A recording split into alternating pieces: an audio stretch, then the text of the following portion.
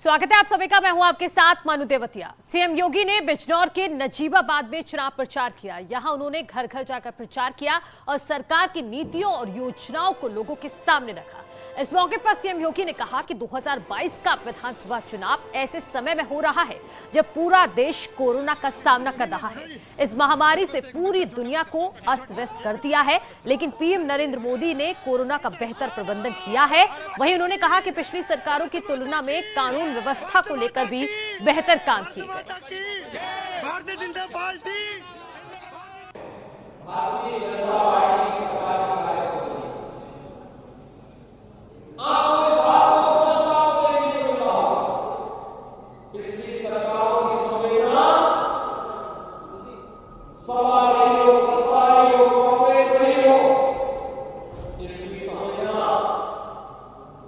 विकास के प्रति नहीं की, गरीबों के प्रति नहीं की, कमजोरों के प्रति नहीं की, वंचितों के प्रति नहीं की, नौजवानों के महिला सुरक्षा के नहीं की, इनकी संवेदना को व्यवसायियों के प्रति, माफियाओं के प्रति, पेशेवर अपराधियों के प्रति, विधानसभा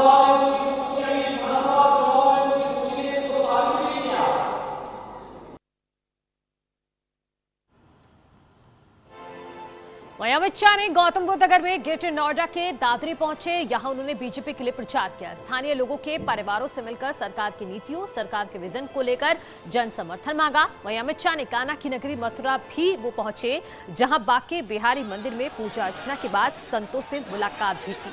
घर घर जाकर प्रचार किया और इसके बाद अमित शाह ने प्रबुद्ध लोगों को संबोधित भी किया। अमित शाह के दौरे को लेकर लोगों का उत्साह देखते ही बन रहा था। लोगों ने फूल बरसाकर गृहमंत्री का स्वागत किया।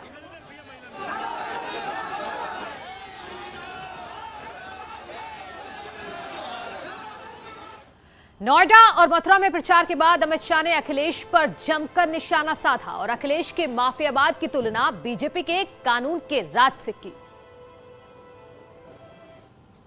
क्योंकि सपा के पास लाल लाइट और लीली लाइट दोनों है। वो लाल और लीली लाइट देखकर लोग भाजपा को वोट देते। वो भाई जरा एक्सप्लेन करो, मैं तो समझ नहीं पा रहा कि देखिए अखिलेश जी के हाथ में एक लाल लाइट है जो विकास के लिए है। वो आएंगे तो विकास फिर से एक बार रुक जाएगा, स्टॉप हो जाएगा, फुल स्टॉप हो जाएगा। मनोरा लीली लाइट कि लीली लाइट माफिया और गुंडे के लिए है। वो आएंगे तो माफिया और गुंडे फिर से बेरोक तक चलेंगे। जब लाल और लीली लाइट है तब तक आपको चिंता की जरूरत नहीं है। मेरे को आपका सोचना गलत है। मोदी जी की सरकार न होती तो राम जन्मभूमि का मंदिर संभव था क्या? होता क्या? बाबा विश्वनाथ का कॉरिडोर बनता क्या? विंध्यवासिनी का पुनर्निर्माण होता क्या? ये भारतीय जनता पार्टी की सरकार है जिसने वोट बैंक की चिंता करे बगैर समाज के श्रद्धा केंद्रों को फिर से दैदीप्यमान करने का काम किया है। मित्रों, आपने दूसरी बार मोदी जी को वोट दिया? पूर्ण बहुमत की सरकार बनाई। हमें हमेशा कहते थे, अखिलेश जी हमेशा कहते थे कि मंदिर वहीं बनाएंगे मगर तिथि नहीं बताएंगे। अखिलेश जी, भूमि पूजन हो गया है, आपको निमंत्रण है, आप भी आ जाना जब दजा जैसे। तो बीजेपी ताबड़तोड़ प्रचार में जुटी हुई है। इसी कड़ी में गाजियाबाद में केंद्रीय रक्षा मंत्री राजनाथ सिंह भी बीजेपी के लिए प्रचार के लिए पहुंचे। राजनाथ सिंह ने कहा कि इस बार पहले से भी ज्यादा सीटें आएंगी। दूसरी किसी सरकार ने इतना रोजगार नहीं दिया जितना बीजेपी ने दिया है। जाट कभी भी बीजेपी से नाराज नहीं रहे। सबसे राजनीति शुरू की है तब से चौधरी चरण सिंह हमारे आदर्श रहे हैं। यूपी की राजनीति में जिन्ना का नाम नहीं, गन्ना का नाम लिया जाना चाहिए।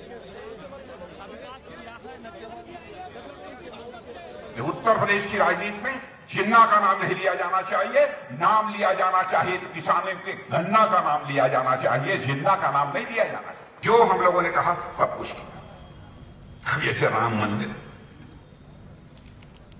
जब भी चुनाव आता था हम लोग अपने घोषणा पत्र में यह डाल देते थे, हमारी सरकार बनेगी तो राम मंदिर बनाएंगे। तो कांग्रेस के लोग कहते थे ऐसा ही कि भाजपा ही जनता की आंखों में धूल झोंकते हैं, राम मंदिर बनाएंगे। लेकिन बहनों भाइयों, अब तो किसी को संदेह नहीं है। डिप्टी सीएम केशव प्रसाद मौर्य हापुड़ पहुंचे और विपक्ष पर जमकर हमला बोला। इस दौरान केशव प्रसाद मौर्य ने डोर टू डोर प्रचार भी किया। डिप्टी सीएम ने जयंत को लेकर कहा कि उन्होंने ऐसी पार्टी से गठबंधन किया है, इसे पश्चिमी यूपी स्वीकार नहीं करेगा।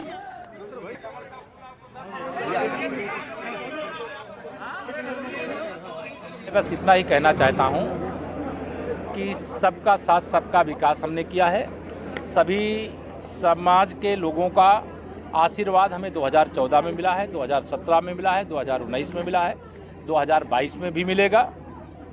जयंत जी बहुत ऐसी जगह जाकर के अपना गठबंधन कर लिए हैं जिसको मैं समझता हूं कि पश्चिम उत्तर प्रदेश का कोई किसान, कोई समाज उसे स्वीकार नहीं करता। जाट नेताओं को साधने के लिए बीजेपी ने पश्चिमी यूपी के जाट नेताओं के साथ मंथन किया। उनको जमीन पर उतारने के साथ जयंत चौधरी को साधने के लिए संदेश भी दिया। लेकिन क्या बीजेपी के सियासी संदेश का फायदा 10 मार्च के बाद मिलेगा? क्या जयंत चौधरी बीजेपी का साथ निभाएंगे या वे समाजवादी पार्टी के साथ बने रहेंगे?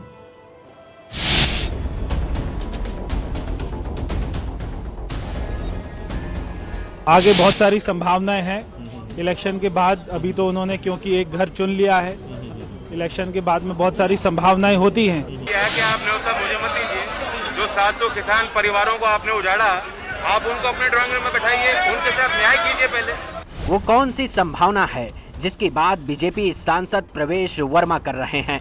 दिल्ली की बैठक में जाट नेताओं के साथ ऐसी कौन सी रणनीति तैयार हुई जिस पर बीजेपी को भरोसा हो गया कि अगर जाट समाज हमारे खिलाफ जाएगा तो जयंत चौधरी हमारे साथ खड़े हो जाएंगे? जयंत चौधरी जी को लेकर जो उन्होंने बोला कि आगे बहुत सारी संभावनाएं हैं इलेक्शन के बाद। अभी तो उन्होंने क्योंकि एक घर चुन लिया है, इलेक्शन के बाद में बहुत सारी संभावनाएं होती हैं। तो यहाँ के लोग, सारे समाज के लोग जयंत से बात करेंगे और पार्टी का दरवाजा हमेशा उनके लिए खुला है। वो कहते हैं ना कि उम्मीदों पर दुनिया टिकी है। शायद बीजेपी को भरोसा हो चला है कि सरकार में साथ निभाने के लिए जयंत चौधरी सत्ता की चाबी बन सकते हैं। इसलिए बीजेपी ने जयंत चौधरी की तरफ गुगली डाली तो उन्होंने बीजेपी की गेंद को किसानों के पाले में डाल दिया। घर है, हम वहीं बैठे हैं और आपने धोखा दिया देश की आवाम के साथ। उत्तर प्रदेश की जनता ने जिन उम्मीद के साथ भारतीय जनता पार्टी को जिताया था, वोट किया था, उन्होंने उनके साथ न्याय नहीं किया। वैसे अमित शाह ने जाट नेताओं के साथ बैठक कर सियासी ताकत दिखाने की कोशिश की है। 257 नेताओं को एक मंच पर लाकर बीजेपी ने विपक्ष को संदेश देने की कोशिश की है। हालात चाहे जैसे हों, लेकिन जाट समाज हमारे साथ खड़ा है।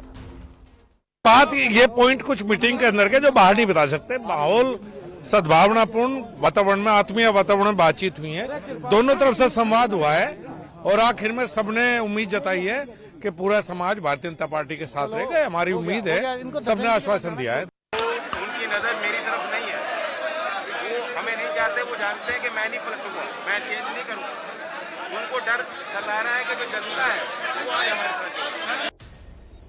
बैठक के बाद जो तस्वीर मीडिया के जरिए लोगों तक पहुंचाई गई, उस पर बीटो लगाने का काम जयंत चौधरी ने ट्वीट कर किया। उन्होंने लिखा कि ये न्योता मुझे नहीं, उन 700 किसान परिवारों को दो जिनके घर आपने उजाड़ दिए।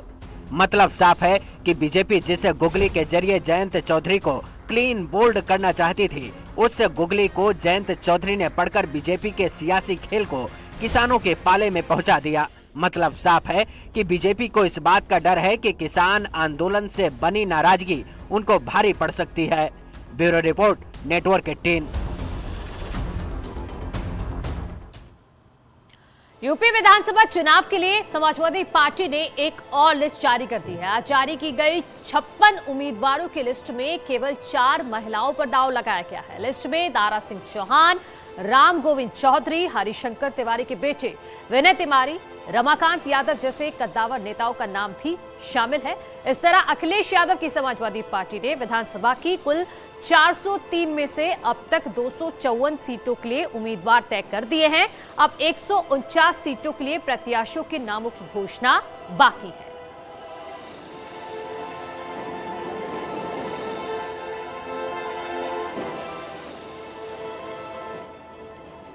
वहीं एआईएमआईएम अध्यक्ष ओवैसी ने समाजवादी पार्टी के अपराधियों को टिकट दिए जाने को लेकर निशाना साधा है। उन्होंने कई प्रत्याशियों को टिकट दिए जाने पर सवाल उठाए।